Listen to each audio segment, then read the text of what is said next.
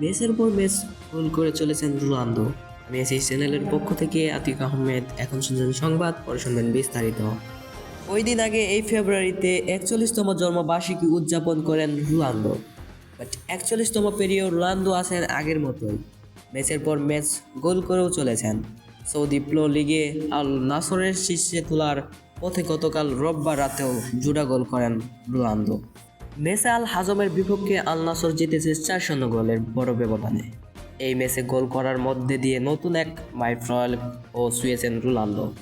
বয়স 30 পেরোনোর প্রথম ও একমাত্র ফুটবলার হিসেবে রোনালদো ছুঁয়েছেন 500 গোলের মাইলফলক। নিজের প্রথম গোলে এই কীর্তি পড়েন রোনালদো।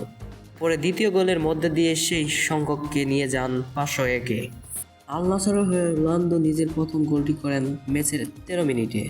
দারুণ ফিনিশিংয়ে করা গোলটি প্রথমে অফসাইডের কারণে বাতিল করা হয়েছে। পরে ভিআরে বদলে যায় সিদ্ধান্ত। এরপর 79 মিনিটে করেন নিজের দ্বিতীয় গোল।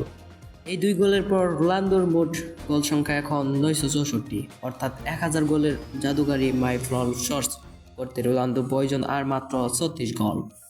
এ ম্যাচে আল নাসরের হয়ে অন্য গোল সিংহাসনে কুমান ও অ্যাঞ্জেলো গাজরি, আর এ জয়ে আল নাসর সৌদি প্রো লিগের শীর্ষে উঠল। 22 ম্যাচে আল নাসরের পয়েন্ট 55, দ্বিতীয় আল হিলালের পয়েন্ট সমান সংখ্যা ম্যাচে 54। গতকাল রাত আল ইত্তিহাদের সঙ্গে 1-0 গোলে ড্র করে আল হিলাল। খেলার পর ম্যাচ সহ রোনালদো সামাজিক যোগাযোগ মাধ্যমে নিজের অ্যাকাউন্টে লেখেন, যেখানে আমাদের থাকার কথা আবার সেখানেই ফিরেছি। আল নাসরের সঙ্গে রোনালদোর বর্তমান চুক্তির মেয়াদ ফুরাবে 2027 সালে। এর আগে সংবাদ মাধ্যমে গুজব উঠেছিল সৌদি প্রো লিগ ছেড়ে যুক্তরাষ্ট্রের মেজর লিগ সরকারে MLS কোনো ক্লাবে যোগ দিতে পারেন রোনালদো।